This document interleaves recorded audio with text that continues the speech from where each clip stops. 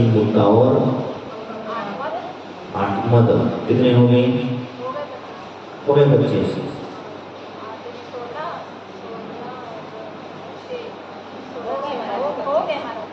वो तो हमें पता होगा, लेकिन तुमसे किसकी करवा रहे हैं, कितने होंगे इतने हैं?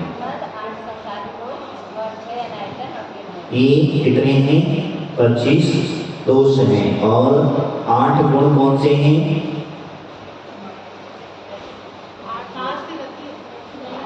8 गुण कौन से हैं? गुण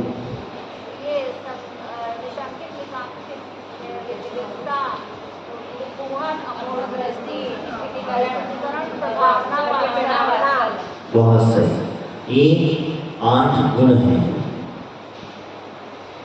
समय दृष्टि के 8 गुण हैं, इस बात को समझना है। इस प्रकार से उन्होंने कहा है। अब यहाँ वो कहते हैं चारित्र मोहे बस 20 न संशय पैसु नाथ जी जे हैं। वास्तविकता कहते हैं कि अप्रत्यक्षानुवर्ण चारित्र मोहिनी कर्म के उदय से किंचित मात्र व्रत आदि नहीं धारण कर सकता है। समय दृष्टि जीव जो होता है चारित्र मोहिनी कर्म की वजह से, समझ में आ रहा है? समय दृष्टि, मिथ्या दृष्टि नहीं। मिथ्या दृष्टि तो व्रतों को भाव ही नहीं बनते हैं। इसकी समय दृष्टि के द्वारा भाव तो बनते हैं, लेकिन चारित्र मोहिनी की वजह से वह प्रत्यक्षानुवर्ण चारित्र मोहिनी कर्म की वजह से जो है किंचित भी व्रत नहीं धारण कर सकता है, तो भी उसी इंद्र तक पूजते हैं। समझ में आ रहा है? मिथ्या दृष्टि को कोई नहीं पूछता है, उसकी पूजा अर्चना कोई नहीं करता है, लेकिन समय दृष्टि होता है। और अगर वो अवृत्ति भी है, व्रत अगर उसके पास में नहीं है और चारित्र मोहन के उदय के वजह से उन्होंने यहाँ पर कहा है, वो अवृत्ति भी है, तब भी वो पूजनीय है, तब भी उसकी देव पूजा करते हैं। तो क्यों उसकी पूजा करते हैं? वो समय दर्शन की, क्योंकि जीव को समय दर्शन प्राप्त हो गया है, और समय दर्शन जिसे प्राप्त हो जाता है यानी ये निश्चित हो जाता है कि अब इसकी पंच प्रावर्तन इतना ही शेष बचा है। इसीलिए वो लोग पूछते हैं और आने वाले भावों में ये मोक्ष जाएगा। इस वजह से जो देवता गण जो हैं वो समय दृष्टि की पूजा किया करते हैं।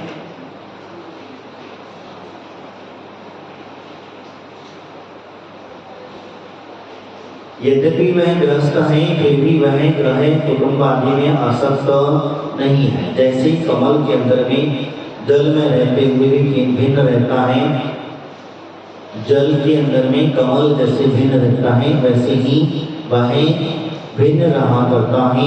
इसी प्रकार से उन्होंने कहा है उसमें ग्रह कुटुंब आदि के परिवार वाले कीचड़ में पड़ा सोना, यद्यपि ऊपर से कीचड़ तले सना हुआ दिखता है, किंतु वास्तव में वह निर्मल है। उसी प्रकार वह समय दृष्टि अवृत्ति आसक्ति ग्रह कुटुंबों में पर पदार्थों में रहती है, परंतु वास्तव में उसका अंतर निज आत्मा निधि को ही दृष्टि लगाए रहता है। समझ में आ रहा है? नहीं आया? समझा दें। घर में रह करके भी समय दृष्टि, जैसे भरत चक्रवर्ती है, भरत चक्रवर्ती समय दृष्टि था, और समय दृष्टि होने के नाते वो राज्य काल जाति सब कुछ करता था, पूजा पाठ वाले सब कुछ करता, लेकिन जहाँ जाता था वहीं का होकर के किया करता था। इस वजह से भी अब जब किसी श्रावक के मन में विचार आ जाते हैं, भिन्नता आ जाती, कहते तुम तो समय दृष्टि भिन्न हो, आत्मा कैसे जाना, भिन्नता समझते हो, परिवार से भी भिन्न मानते हो कि उन्हें पता है नश्वर है, मैं इसकी सुरक्षा जरूर कर रहा हूँ, ये स्त्री आदि जो भी सुख पदार्थ हैं, द्रव्य हैं, परिग्रह हैं, सब कुछ नश्वर है, ये मेरा नहीं है, ये समय दृष्टि जानता है। और इसी वजह से भरत चक्रवर्ती को भगवान केसलूस करते जब वैराग्य हो जाता है, वैराग्य की इतनी चरम सीमा पर पहुंच जाता है, उसके परिणाम इतने शांत हो जाते, तो केसलोच करते करते ही भाई कौन से ज्ञान को प्राप्त कर लेता? कौन सा? केवल ज्ञान को, यानी कि केसलोच करते इतने परिणाम उसके शांत हो जाते हैं। ये अभ्यास कब का है? ग्रस्त में रह करके आवृत्ति सम्यक दृष्टि जब तक बंद करके रहा तब तक ये उसका उस समय का अभ्यास है, और जैसे ही वो व्रत लिए वैसे ही उन्होंने केवल ज्ञान को प्राप्त कर लिया। तो इसी प्रकार से ये हुआ करता है। श्री सुदर्शन घर में रह करके भी भगवान की पूजा आदि सामायिक आदि किया करता था। व्रत तो नहीं थे, सम्यक दर्शन था, दृढ़ सम्यक दर्शन था उसके पास में। तो इसी वजह से रानी ने भले ही उसे उठवा करके बुला लिया, महल में बुला लिया, दोषारोपण कर दिया, सब कुछ कर दिया, लेकिन देखिए सम्यक दर्शन के प्रभाव से सेठ सुदर्शन को सूली लगाई जा रही थी। क्या सूली लगाई जा रही थी? सूली पर चढ़ाने वाले थे, लेकिन सूली का सिंहासन बन गया। कैसे बना? सम्यक दर्शन के प्रभाव से भगवान के प्रति उसकी जो श्रद्धा और आस्था जो थी वो दृढ़ थी, इसीलिए सूली का सिंहासन बन गया। तुम लोग कभी दर्शन किए हैं? कहाँ? पटना के अंदर उनकी समाधि है। पटना के अंदर में उनकी समाधि है। बड़ी सुंदर बात, छोटे से तालाब के अंदर में जो है बीचों बीच मध्य में भाग में उनकी समाधि इस तरीके से उन्होंने लगाई। हाँ, अब नहीं, अभी तो हम 2 साल से तो देखते पानी था। है ही नहीं, फिर तो तुम गए नहीं। नहीं, वो मंदिर तुम्हारा नहीं है, सुल्तानबरियों का है। फिर वही बात, बच्चे सुनते नहीं है। श्री सुदर्शन की समाधि स्थली इतना एकांत नहीं है, ये तो सिटी के अंदर में है। रेलवे स्टेशन की जस्ट पीछे, जहाँ सामने रेलवे लाइन है, रेलवे स्टेशन है, और सामने इसके रेलवे स्टेशन के जस्ट पीछे है। यानी हम जाते समय या तो घूम के आओ या फिर रेलवे क्रॉस करके उस साइड में जा करके वहाँ जा सकते हैं। और आस पास में पूरी सिंघाड़े की खेती होती है। हाँ, पगडंडी से जाना पड़ता है। वो अगर कहीं वहाँ का माली वाली हुआ थी तो उसमें क्या होने, अभी झगड़ा चल रहा है सुल्तानबरी दिगंबरी का, सुल्तानबरी और दिगंबरियों का झगड़ा चल, तो हर जगह के बीच में चाहे तो वहाँ सुल्तानबरी लोगों ने कब्जा, दिगंबरियों का वहाँ सिर्फ नाम मात्र पूजा पाठ आदि के लिए ही परमिशन बाकी का सब उनका कर लिया। तो मेरा कहने का तात्पर्य यही है कि वास्तव में हम लोग जाएं तो सम्यक दृष्टि जीव जो होता है, वो सम्यक दृष्टि जीव अगर आवृत्ति भी है तब भी कोई पूजनीय है, पूज्यता को प्राप्त कर लेता है। इंद्र आदि जो है उनकी वंदना और पूजा अर्चना आदि किया करते हैं, यानी सम्मान आदि जो व्यवस्था है वो करते हैं, ऐसा उनका कहना है। यहाँ कहते हैं कि आवृत्ति सम्यक दृष्टि मनुष्य यदि पुरुषार्थ करे तो शीघ्र ही संयम धारण करके और सम्यक के पूर्णता निर्दोष पूर्ण बना करके सम्यक और बना सकता है, किंतु इंद्र में संयम धारण करने की योग्यता नहीं होती है। यहाँ पर एक चीज और समझा दें आपको कि मनुष्य पर्याय में है, आवृत्ति है, मनुष्य पर्याय में है, और अगर आवृत्ति है तो वह मोक्ष चला जाएगा। और देव आदि पर्याय को है, आवृत्ति है, सम्यक दृष्टि है, तो वहां पर संयम नहीं होता है। ये चीज विशेष करके समझ लेना, वहां पर संयम नहीं होता है। तो संयम नहीं होने के अभाव से तभी वह सम्यक दृष्टि जीव पूजनीय है, और पुनश्च वह मनुष्य पर्याय को धारण करेगा, और मनुष्य पर्याय को धारण करने के पश्चात उन्हीं व्रत आदि अंगीकार करके, व्रतों को धारण करके मोक्ष को प्राप्त कर लेगा। ये बात निश्चित, इसीलिए सौधर्मेंद्र आदि जो है सम्यक दृष्टि कहा जाता है। एक सौधर्मेंद्र की जीवन में 40 नील इंद्राणियां आती हैं और उससे पहले मोक्ष चली जाती हैं, जब तक वो मोक्ष नहीं जा पाता है। और उन्हें सम्यक दर्शन होता कहाँ से है? भगवान का जिन बालक का सर्वप्रथम जो जाकर के दर्शन करते हैं, उस दर्शन से ही उन्हें सम्यक दर्शन की प्राप्ति हो जाती है। तो इसलिए जिन बालक के दर्शन करने मात्र से ही सम्यक दर्शन की प्राप्ति होती है, और वो ही हमारे उन इस इंद्राणियों के लिए इसलिए इनका सेवन करती है और पुरुष पर्याय को धारण करती है और वहां से वो मोक्ष चली जाती है। सम्यक दर्शन की विशेषता हुआ करती है।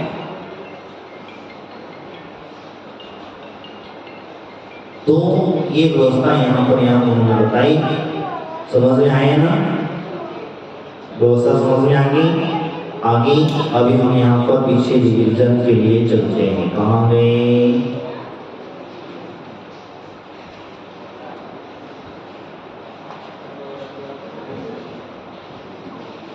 सात पूरे हो गए थे। रस रूप गंध आदि का वर्णन हम लोगों ने यहाँ सुन लिया था। अब चलते हैं आकाश काल और आश्रम का स्वरूप भेद बताते हुए यहाँ कहते हैं,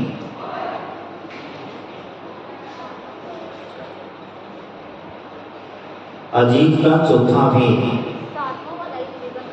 जी क्या हुआ? सातवां रह गए।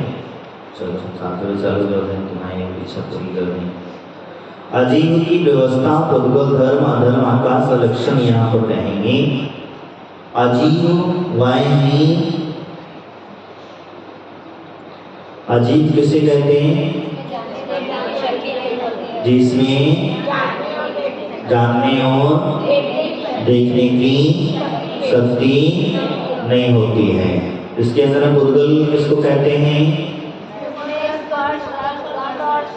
पुद्गल किसको कहते हैं? जिसमें रस वर्ण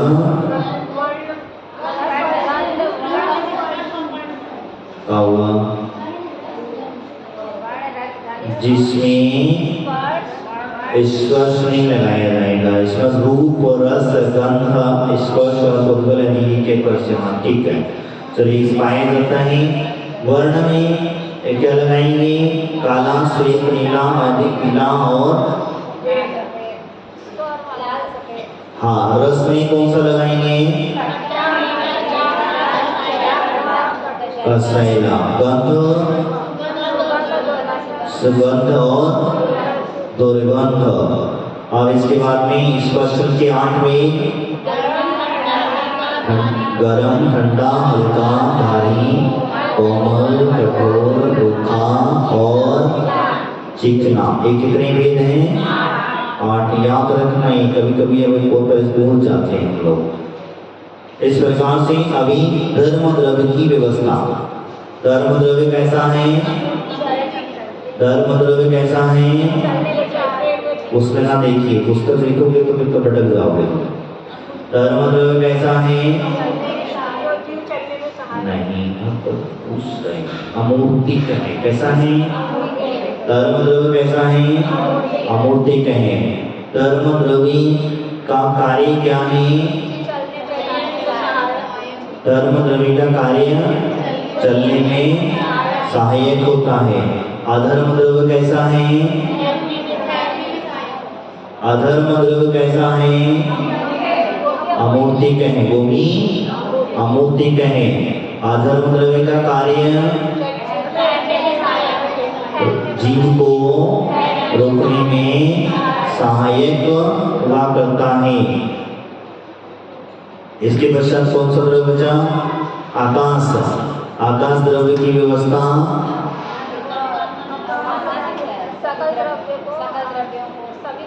आकाश द्रव्य की व्यवस्था ना, फिर गड़बड़ा रहे होते।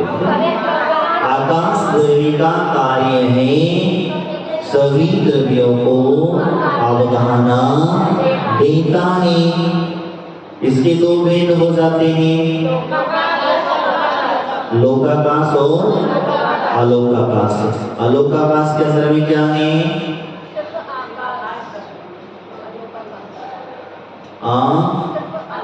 सिर्फ एक ही द्रव्य है, पूरे द्रव्य नहीं है। बाकी के द्रव्य कहाँ हैं? लोकाकाश के अंदर में मौजूद हैं।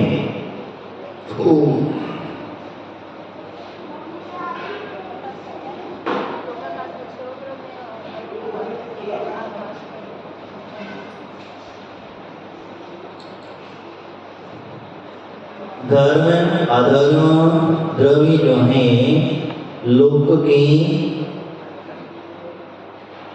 अंत तक होता है या नहीं?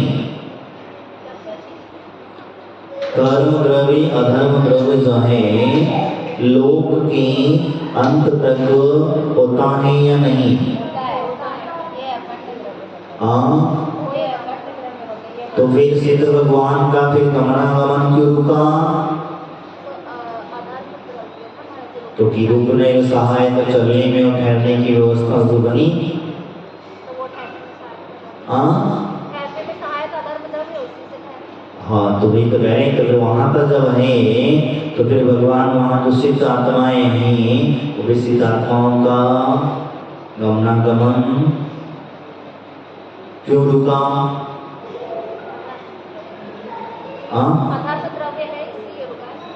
ना, क्यों रुका?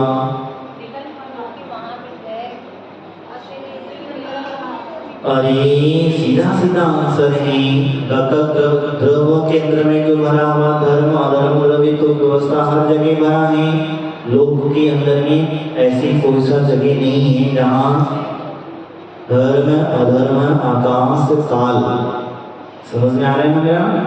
ये ना पहुंचा हो, परमाणु इसके ना हो, लेकिन सिद्ध शिला के अंदर में ये परमाणु है जरूर, लेकिन सिद्ध भगवान का आवागमन होता ही नहीं है। तो फिर कैसे होगा? समझे क्या? सिद्ध भगवान का आवागमन होता ही नहीं है। तो जब होता ही नहीं है तो फिर कैसे करेंगे? ये तो सहायक है। तुम अगर चलना चाहे तो चलो, बैठना चाहे तो बैठ जाओ। तुमको बैठने में भी सहायक कर देगा, चलने में भी सहायक कर देगा। ये द्रव्य की व्यवस्था है। समझ में आ गया?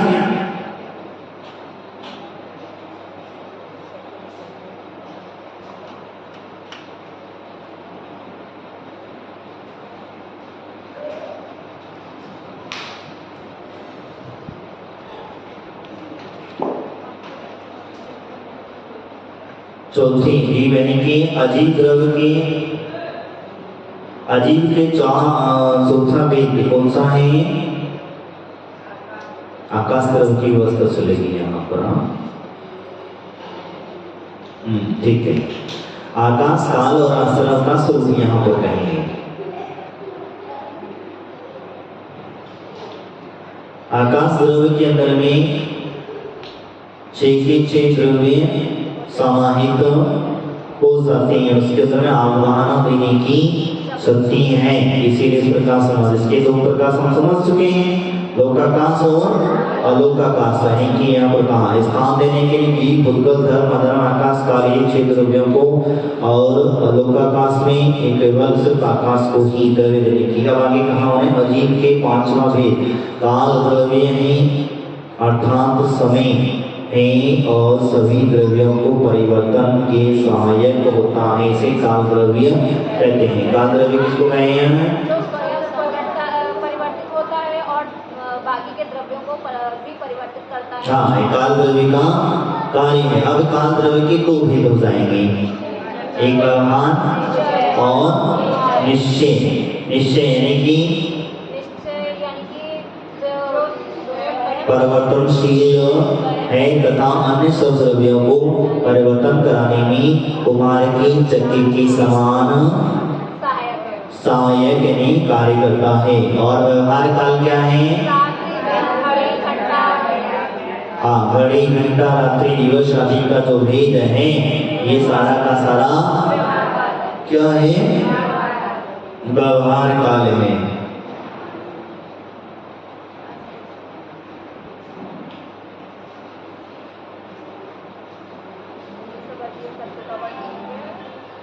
चलेंगे। अब आश्रव का भेद यहाँ पर करेंगे। आश्रव जो है चंचल मन वचन काय की चंचलता तथा मिथ्यात्व आवृत्ति प्रमाद कसाय के कारण आत्मा में जो हलन चलन प्रवृत्ति होती है उसी कर्म योग होता है, उसे आश्रव कहते हैं। समझ में आया?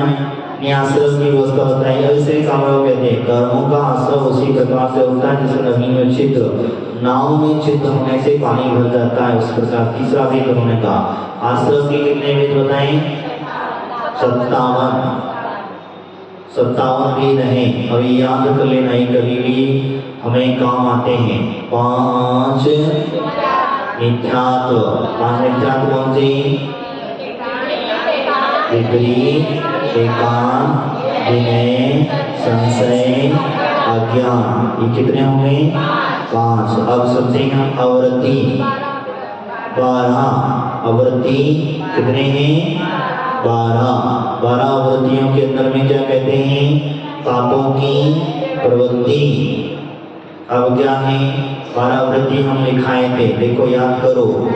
प्राणी संयम, प्राणी असंयम और इंद्रिय असंयम। प्राणी संयम का मतलब